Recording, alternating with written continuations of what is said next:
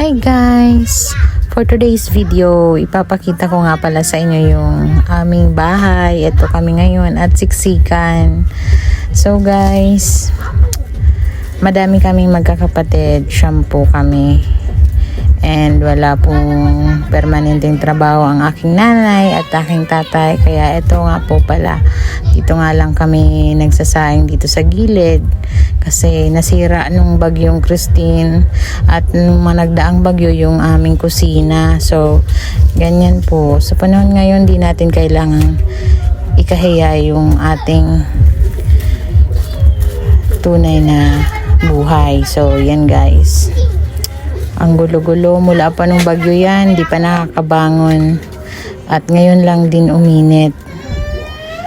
At tingnan nyo naman guys, yung yero namin talagang bumabagsak na.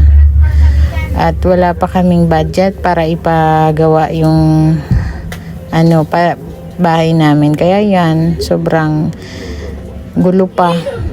Kung saan lang ilalagay yung wala pang yung mga gamit na di pwedeng mabasa, dun lang muna namin sa hindi tumutulo. O yan, tagpi-tagpi lang muna guys. Tiyaga lang kasi aayon din naman sa atin yung panahon. Bilog ang mundo.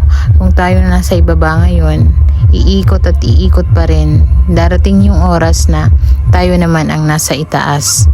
Magtiwala lang tayo kay Lord guys. Kasi walang imposible sa taong may pangarap.